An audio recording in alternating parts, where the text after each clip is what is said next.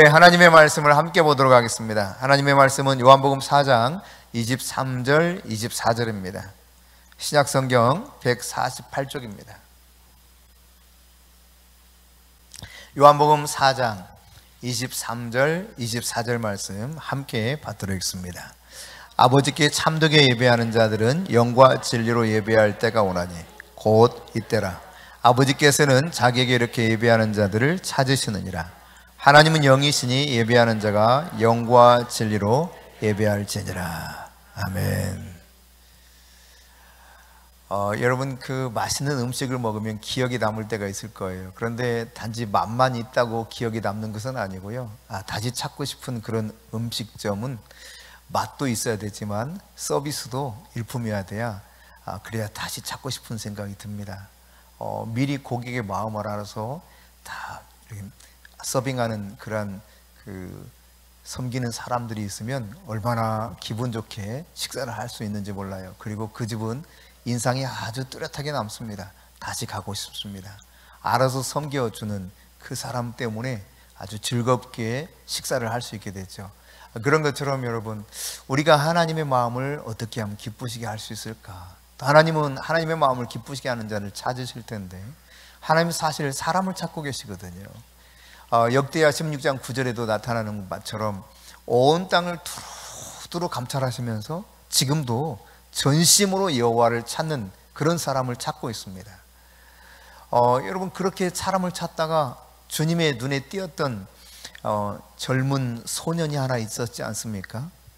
양을 기르던, 양을 치던 목동이었습니다. 그냥 하찮은 직업 속에서 그냥 낮에 늘 그 양들하고 같이 지내다가 밤이 되면 그 초원에서도 잠을 자기도 했던 목동. 그러나 하나님의 마음에 너무 쏙 들었던 거죠. 그래서 내 마음에 너무 합한 자다.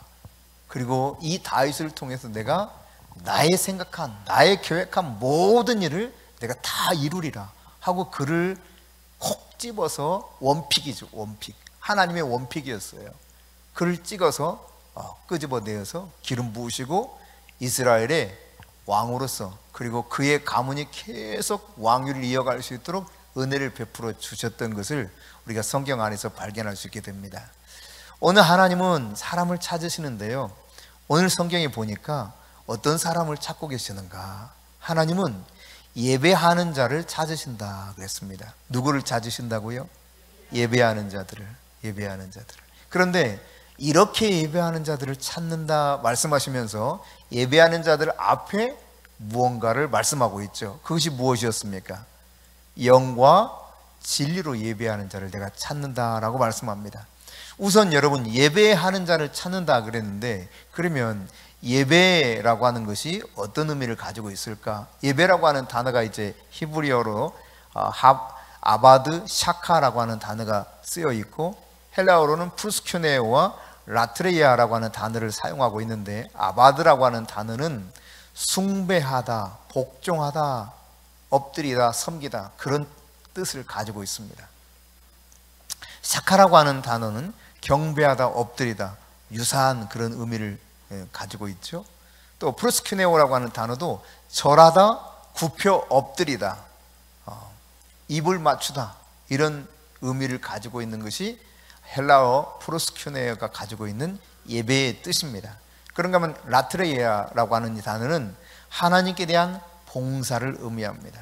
그러니까 예배라고 하는 것이 우리가 어떤 시간에 의해서 형식에 따라서 잠깐 모였다가 흩어지는 것을 예배라 이렇게 정의하지 않고 있다는 이야기죠. 만약 그런 예배로 정의했다면 예수님께서 지금 이 여인, 오늘 이 본문에서 등장하는 이 여인이 우리 조상들은 이 산에서 예배하고 당신들은 예루살렘에서 예배해야 한다고 하더라, 이런 이야기 내가 들었다라고 말할 때 맞아, 그냥 그렇게 예배하면 돼 라고 말했을지 모릅니다. 그러나 예수님은 이 말을 들었을 때 그런 예배를 원하는 것이 아니라는 사실을 이야기하고 있죠. 이 산에서도 말고 예루살렘에서도 말고, 그러니까 장소의 개념이 아니고 형식의 개념이 아니라는 이야기입니다. 영과 진리로 예배해야 된다라고 말씀하고 있는데, 그러니까 이 예배라고 한 용어들, 단어들을 우리가 생각해 보면은 하나님의 주인 되심을 철저하게 인정하고 하나님 앞에 엎드리는 우리의 삶 전체 전반적인 것을 의미하고 있습니다. 그러니까 내가 그분 앞에 이 예배 아바드라고 하는 단어가 섬기다, 엎드리라는 뜻이 있다고 그랬잖아요. 명사 형태로 보면 예베드라고 하는 단어를 써요. 이 말은 종이라는 뜻입니다. 하인, 노예. 그러니까 나는 종처럼, 하인처럼 주인이 말씀하신 모든 것을 듣고 철저하게 엎드려서 바라볼 수도 없어요. 그냥 그분이 원하는 대로 다 섬기는 거, 그게 예배라는 거예요. 우리의 삶 전반적인 부분에서 주인 되신 하나님을 인정하면서 내가 하나님 앞에 나의 인생을 들여서 주님만이 내 인생의 최고라는 사실을 인정하고 사는 것이 진정한 예배요. 그 속에 내가 살아계신 하나님을 초대해서 그 하나님을 만나는 경험들 속에서 하나님을 섬겨가는 거죠. 여러분, 종으로서 상전을 섬겨야 될 그런 신분과 같은 사람이 바로 예배자라고 하는 것입니다. 그러니까 예배는 내 마음대로 드려서도 안 되는 것이요, 내가 원하는 대로 드리는 것도 아닌 것입니다. 하나님이 우리를 지으신 주인이십니다. 그분이 원하시는 방식에 따라서 그분을 섬기는 행위가 예배예요. 하나님을 철저히 주인된 모습을 인정하면서 내 삶 모든 부분에서 섬기는 그 모든 일들이 예배다. 그래서 중세 수도원에서는 노동은 기도다, 이런 표현을 쓰기도 했어요. 일하는 그 자체가 하나님과 만나는 시간, 하나님을 예배하는 시간이기도 한 것이죠. 여러분, 교회가 왜 존재하는가? 사실 이제 교회는 인간을 위한 것이 아닙니다. 많은 사람들이 교회가 사람을 위해서 존재하는 곳처럼 여길 때가 있습니다. 그렇지 않습니다. 교회라고 하는 것은 하나님을 위한 것이에요. 하나님을 만나기 위해서, 하나님을 찾기 위해서 존재하는 곳이 바로 교회입니다. 하나님을 찾고 하나님을 만나는 곳, 하나님을 더 엎드려 경배하는 곳, 그게 바로 교회죠. 만일 이러한 개념이 깨진다면 교회의 목적 자체가 무너져 버리는 것이 되고 말 것입니다. 여러분, 우리의 그 바라보는 관점이 달라져야 돼요. 세상의 관점으로 모든 일들을 바라보면 하나님의 백성으로서 하나님을 온전하게 예배하는 삶을 살 수가 없습니다. 우리 박정웅 성도님이 이제 부동산을 개업을 하기 위해서 지금 준비 중에 계셔요. 어제도 공사하고 계셨고, 이제 공사가 마무리되면 신고를 해서, 물론 제 개업이죠. 다시 이전해서 개업하다 보니까 그걸 준비하고 계시는데, 이 부동산 이름이 과거에는 자이킹 부동산이었습니다. 근데 이번에는 이름을 바꾸기로 하셨어요. 본인들이 그렇게 바꾸기로 하셨대요. 이름이 뭐냐면 우리킹 부동산. 제가 그래서 궁금해서 물었습니다. 아니, 왜 우리킹이라고 하셨어요? 그랬더니 조금도 망설이지 않고 그렇게 대답하시더라고요. 우리 부동산이 진짜 왕이신 주님이 다스리는 곳, 주님의 기업이 되기 원하신다는 거예요. 멋지잖아요. 그렇죠? 얼마나 참 기가 막힌 고백이에요. 이곳의 주인이 왕이신 예수님이 되기 원한다는 겁니다. 그러니까 여러분, 예배라고 하는 것은 나의 삶의 전반적인 모든 행위를 통해서 하나님을 섬기는 거예요. 그러므로 여러분, 어떤 특별한 장소적 개념 안에서 예배하거나 어떤 순서에 따라서 예배한다는 개념을 가지고만 있다면 우리 이 틀을 좀 깨야 됩니다.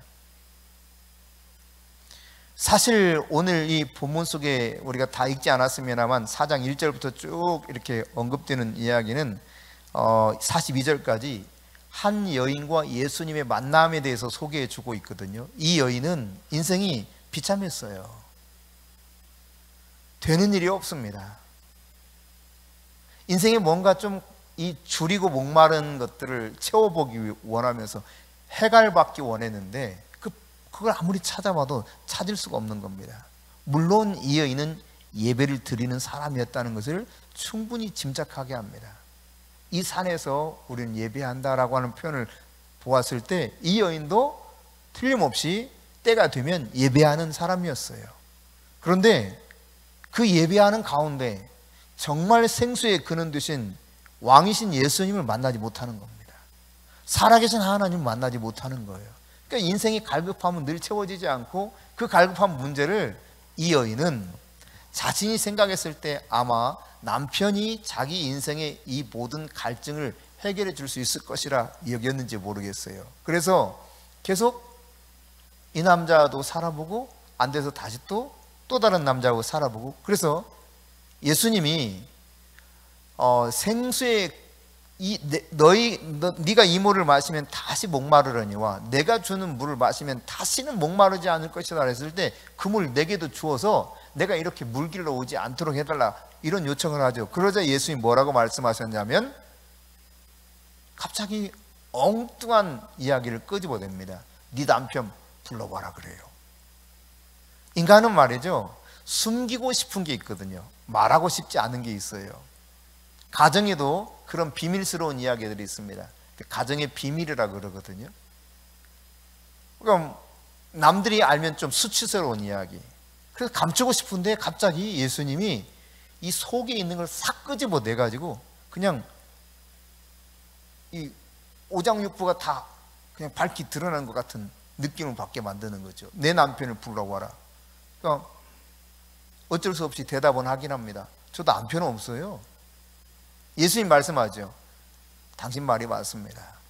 남편 없다는 말이 맞은데 과거에 남편이 5이 있었고 지금 살고 있는 사람도 네 남편이 아니니, 당신 남편이 아니니 남편이 없다는 말이 맞습니다. 그래요. 그러니까 이 여인은 모든 이들처럼 그 당시 이스라엘 사람들이 하나님께 나아가서 예배하는 것처럼 예배를 드렸고, 어찌하든지 인생의 이 문제가 조금 사라지면서 평안을 누리면서 살기를 원했지만 사실상 그걸 발견하지 못하고 살아가고 있었던 거죠. 잘못된 것에서 삶의 만족을 찾으려고 했던 거예요. 영원히 목마르지 아니할 생수와 같은 예수님을 제대로 만날 수 있었다면 괜찮았을 텐데 그러질 못했던 것입니다. 오늘 우리가 읽지 않았습니다만 10절, 13절, 14절 한번 같이 읽어보겠습니다. 예수께서 대답하여 이르시되 내가 만일 하나님의 선물과 또 내게 물 좀 달라는 이가 누구인 줄 알았더라면 내가 그에게 구하였을 것이요 그가 생수를 내게 주었으리라. 그러니까 예수님이 영원히 목마르지 않을 생수, 생수라는 말은 그냥 이렇게 우리 그 생수 하나 사오세요 하면 병에 들어있는 물을 의미하는 것이 아닙니다. living water예요. 그러니까 이게 살아있는 물이에요. 사실 예수님을 의미하는 것이요, 따지고 보면 이게 정확한 의미를 우리가 이해할 수 없다고 신학자들이 말을 하고 있는데, 뭐 예수님을 의미하는 것이고 성령을 의미하는 것이라고 저는 생각을 합니다. 이 생수를 살아있는 물, 그냥 잠시 잠깐 목을 가라게 하는 이 갈증을 잠깐 잊게 해주는 그런 물이 아니라 영원히 인생의 갈증을 완전하게 해결해 줄 수 있는 이 살아있는 물과 같은 것을 네가 마실 수만 있다면 라고 하는 것을 이야기하는 거죠. 내가 너에게 네가 원하면 주겠다는 것입니다. 13절 14절에서도 이 물을 마시는 자마다 다시 목마르지만 내가 주는 물을 마시는 자는 영원히 목마르지 않을 것이다. 내가 주는 물은 그 속에서 뭐라고 말합니까? 영생하도록 솟아나는 샘물이라는, 계속 솟아나는 샘물이, 한 번 이 생수를 마시게 되면 계속 내 안에서 놀랍게도 내 인생의 갈증을 해결해주는 그 샘물이 솟아나는 이 엄청난 생수라는 거예요. 살아있는 물, 리빙 워터. 여러분, 이 세상의 관점으로 우리가 살아가다 보면은 세상 어떤 것으로부터 만족을 얻으려고 해요. 그것이 돈도 될 수도 있겠고 건강이 될 수도 있겠고 혹은 이 여인처럼 남편과 아내가 될 수도 있을 것입니다. 그 어떤 것을 찾아서 늘 그렇게 목말라 하면서 무언가 내가 취해봐도 사실 거기서 만족을 누리지 못하는 거죠. 이게 아닌데 하고 계속 실망할 수밖에 없는 것이 인간의 삶입니다. 그러나 여러분, 인간의 관점이 바뀌면 달라지게 되어 있어요. 사람이 경험하는 문제의 대부분은 어디서 비롯되냐면 세상의 눈으로 보기 때문에 그렇습니다. 이 세상을 그냥 세상의 눈으로 바라보기 때문에, 영적인 눈을 뜨고 영적인 눈으로 세상을 바라보면 달라 보여요. 뭐 놀랍게도 똑같은 것이 전혀 새로운 것으로 다가오기 시작합니다. 그동안은 그것이 나에게 만족스럽지 못했던 것도 희한하게 영적인 관점에서 보기 시작하면 그것이 너무도 감사하고 기뻐하고, 그로 인해서 하나님 앞에 영광을 돌릴 수 있게 돼요. 내가 아무리 무거운 짐과 힘겨운 문제를 가지고 나갔다 할지라도 예배를 참석해서 그 성령 안에서 하나님을 만나게 되었을 때 그 순간 놀라운 변화가 오게 됩니다. 문제로 여겼던 것이 문제가 전혀 아닌 것이 깨달아져요. 신기한 일이 발생해요. 그렇게 내 인생이 괴로웠던 문제처럼 여겼던 것이 예배 가운데 생수의 근원 되신 그분을 만나게 되면 그 안에서 아무것도 아닌 것이 되어버려요. 도리어 문제가 하나님을 더 깊이 만날 수 있게 되고, 문제가 나에게 축복이 되었다는 사실을 발견하는 새로운 눈이 열리게 돼요. 새로운 눈이. 그 하나님을 예배 가운데 만나게 되는 것이죠. 세상의 관점에서 보는 것이 아니라 이제는 영원의 관점에서 보이기 시작해요. 이게 예배의 효과입니다. 영원의 관점에서 보이니까 시시해. 그게 대단해 보였던 것들이 별거 아니야. 커다란 문제처럼 보였던 것이 아이고 아무것도 아니네, 이렇게 돼요. 왜냐면 인생의 문제들이 얼마나 우리를 압박할 때가 많습니까? 그런데 영원의 관점에서, 하나님의 관점에서 한번 보십시오. 여러분, 세상이 뭐 대단하잖아요. 가끔 그런 생각을 해요. 지나가다가 우리한테도 저런 빌딩 하나 주면 좋겠다. 아주 커다란 테헤란에 있는 빌딩, 강남에 있는 빌딩들, 그런 거 하나님 우리한테 주시면 얼마나 좋을까. 뭐 참 이상한 생각을 할 때도 있습니다. 하나님 저런 거 그냥 지나가는 생각으로 저런 거 하나 우리한테 주면 어떨까? 왜 우리한테 이런 거 안 주실까? 뭐 이런 생각을 할 때도 있어요. 그게 뭐 세상에서는 대단하죠. 그거 하나만 있어도. 그렇죠? 몇백억의 재산이 되기도 하니까. 그리고 그것으로 누릴 수 있는 것들이 많아지니까. 사실 여러분, 영혼의 관점에서 바라보면 아무것도 아니에요. 여러분, 비행기만 타고 올라가도 그렇게 대단하게 보이던 게 또 어때요? 조그만해. 장난감 같아. 미니어처보다 못해. 이게 말이죠. 관점이 달라지면 높은 데서 보면 아무것도 아닌 게 그냥 이 세상에서 이렇게 바라보면 너무 커 보여요. 영혼의 관점에서 세상을 보면 완전히 다른 거예요.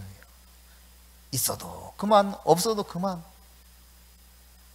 지금 이 순간의 고통이 뭐 영원처럼 계속될 것 같지만 그렇진 않거든요.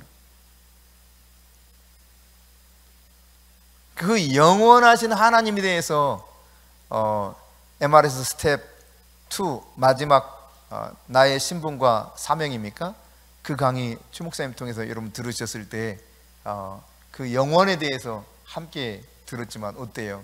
그 영원의 관점에서 보면 정말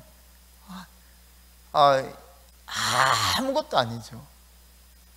그 우주의 세계가 얼마나 놀라운지 진짜 그 우주를 다 한번 쭉 볼 수 있으면 좋겠어요. 그 광활한 우주 가운데 하나님이 지구라고 하는 별을 만들어서 하나님의 형상을 닮은 각 사람을 이 세상 가운데 그 모태를 빌어서 조직하시고 내어 보내셔서 이제 내 뜻대로 이 세상을 다스리고 정복하다가 오너라 했단 말이죠.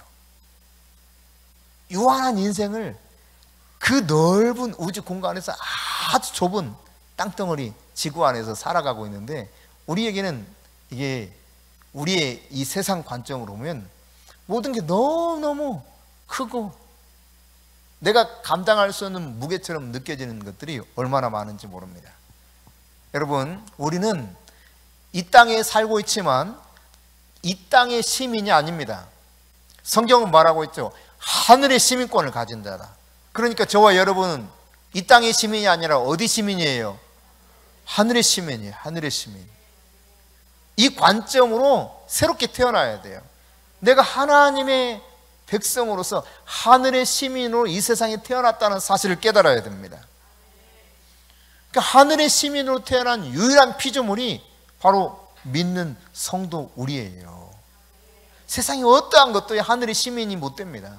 근데 하늘의 시민으로 우리를 구별하셔서 이 세상에 보내주신 하나님의 놀라운 은혜를 깨달으면 이 세상 잠깐 나그네로 왔다가 하나님이 이제 됐다, 와 이리 와 그 부르시면 우리 가면 돼요.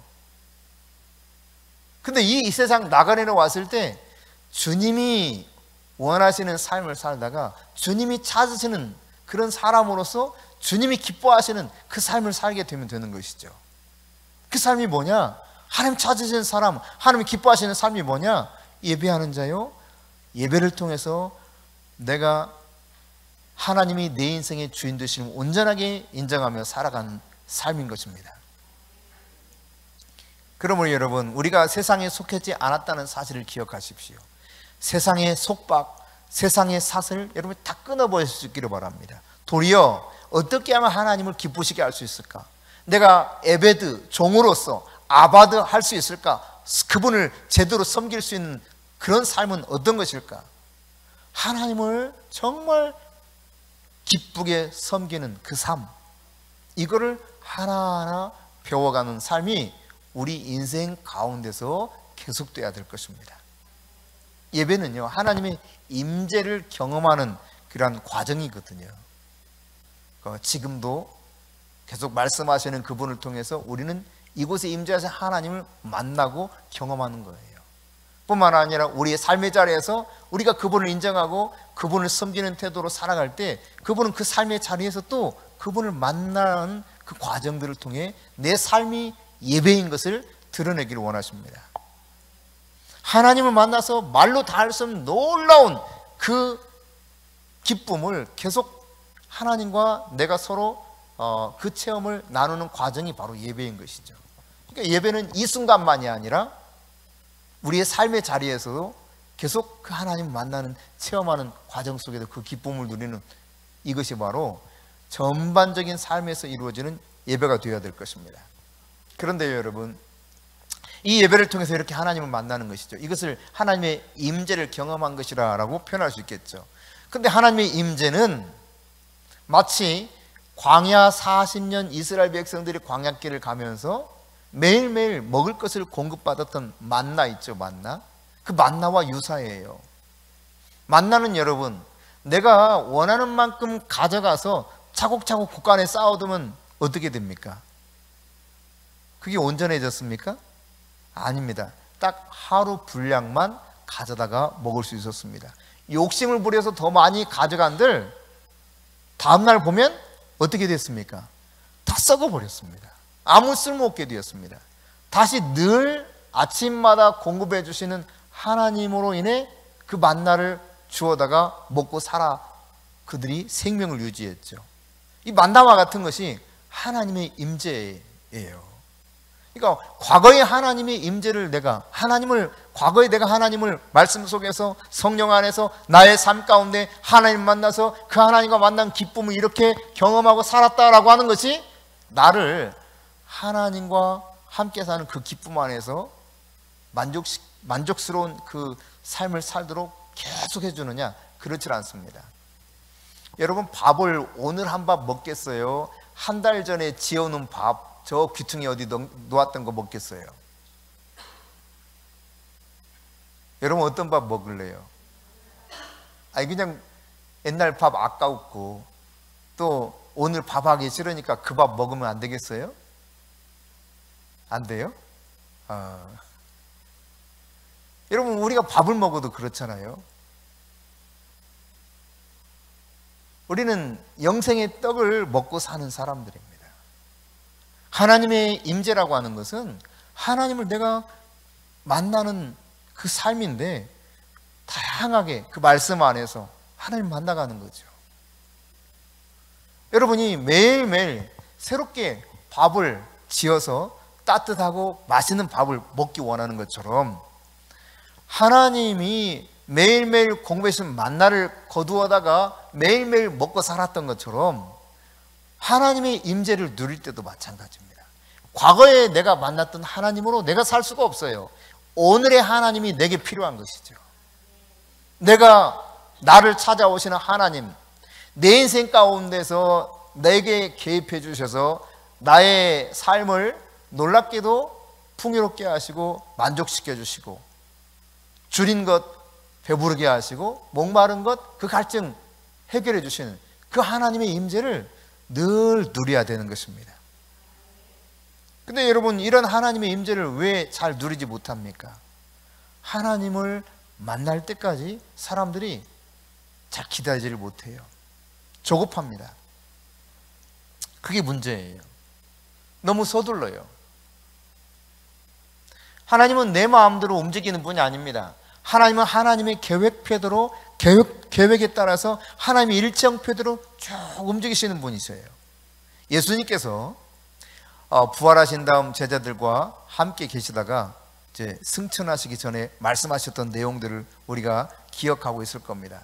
고린도전서 15장 6절에 보면은 부활하신 예수님이 뭐 그 전에 이제 엠마오로 내려가던 제자도 만났고 도마가 없을 때도 만나 주셨고 도마가 있을 때도 만나 주셨고 뭐 이런 다양하게 사람들을 만나 주셨는데 여기 보니까 500여 명의 형제들이 있는 자리에 부활하신 예수님이 나타나신 거예요. 누구든지 저분이 십자가에 죽으셨다가 사흘 만에 진짜 부활하셨구나, 이 사실을 인정할 만큼 확실하게 그들 앞에 나타내 보이신 겁니다. 근데 여러분, 예수님이 분명히 말씀하셨죠. 저들에게 말씀하시기를, 사도행전 1장 4절 5절 같이 읽습니다. 사도와 함께 모이사 그들에게 분부하여 이르시되 예루살렘을 떠나지 말고 내게서 들은 바 아버지께서 약속하신 것을 기다리라. 요한은 물로 세례를 베풀었으나 너희는 몇 날이 못 되어 성령으로 세례를 받으리라 하셨느니라. 이렇게 주님 말씀하셨거든요. 몇 날이 못 되어서 성령으로 세례를 받을 테니 기다리라는 거예요. 예루살렘 떠나지 말고. 그래서 떠나지 않고 그렇게 예루살렘에 남아서 기도했던 사람들이 사도행전 2장 1절부터 4절에 보면은 정말 놀랍게 그 성령의 충만함을 받게 됐습니다. 마가의 다락방에 성령이 임한 거예요. 그 성령이 임한 충만한 결과 중에 하나는 다른 언어로 말하기를 시작하더라. 여기 다른 언어라고 했을 때 언어라고 하는 단어가 글로사라고 하는 단어를 씁니다. 그러니까 영광스러운 언어를 말하는 거예요. 영광스러운 언어가 그 입에서 막 나오기 시작했어요. 그런데 여러분, 이렇게 이 하나님의 영광의 임재를 누릴 수 있었던 사람이 과연 몇 명이었는가? 사도행전 1장 15절에 보면은 거기 모여있던 사람들이 약 120여 명 되었다는 거예요. 그러니까 적어도 500여 명이 예수님을 직접 만나서 말씀을 들었고, 이 성을 떠나지 말고 여기 머물러서 기도하면 아버지께서 약속하신 성령을 너희들에게 보내주시겠다 했는데 기다리지 못한 거죠. 기껏 해봤자 열흘입니다. 열흘 만에 마가의 다락방에 이 성령이 임하셨거든요. 인간이 얼마나 조급한가를 보게 되는 것입니다. 여러분, 기다리지 못하면 하나님과의 이런 운명적인 만남에서 내가 그 만남을 체험할 수 없게 돼요. 기다릴 줄 알아야 돼요. 이 성에 머물러 있으라 그랬더니 누가복음 24장 49절에 보면 이 성에 머물러 있으라. 머물러. 이거 머물른다는 것은 지체한다, 기다린다, 그런 뜻이에요. 그러니까 성령님은 내 마음대로 내가 막 조절할 수 있는 분이 아니세요. 그분은 내가 생각했을 때 지체하실 수도 있는 분이십니다. 그분은 우리에게 말씀하시는 거죠. 기다리라고. 여러분, 기도하면서 기다릴 수 있어야 됩니다. 끊임없이 예배하는 그러한 사람이 하나님 바로 찾으시는 사람이요, 그 안에서 영과 진리로 예배할 때 바로 하나님 찾으시는 사람이 될 수 있는 것입니다. 하나님이 여러분에게 보여주실 때까지, 만나주실 때까지 포기하지 말고 영적인 굶주림과 영적인 목마름을 가지고 하나님 앞에 나아갈 수 있기를 바랍니다. 여러분이 어떤 문제를 가지고 있든지 그 목마른 문제를 가지고 하나님 앞에 나아가서 호소하십시오. 그 선박 좌초됐을 때 에어포켓에서 겨우 살았던 해리슨이라는 사람에 관한 영상을 잠깐 봤습니다. 이런저런 이야기, 뭐 기적이다, 우연이다, 어떻게 근처에 그나마 가까이 잠수부가 있어서 그를 살릴 수 있었을까? 여러분, 정말 가능성이 없는 이야기들이죠. 그러나 그는 딱 한마디로 대답했다 그랬습니다. 내가 간절히 하나님을 찾았더니 하나님이 내 그 기도에 응답해 주셨다. 여러분, 자녀가 속을 썩입니까? 여러분의 건강에 문제가 있습니까? 여러분의 재산이 문제가 지금 뭔가 발생했습니까? 하나님을 찾으십시오. 어떠한 문제든지 무엇이든지 원하는 대로 구하라 말씀하셨던 그 하나님 앞에 끊임없이 여러분 낙심하지 말고 하나님을 예배하십시오. 하나님을 예배하면서 하나님을 기다리십시오. 하나님은 그렇게 간절한 마음으로 하나님이 아니면 안 된다는 심정을 가지고 나가는 사람에게 하나님 만나 주십니다. 그것이 바로 영과 진리로 예배하는 거예요.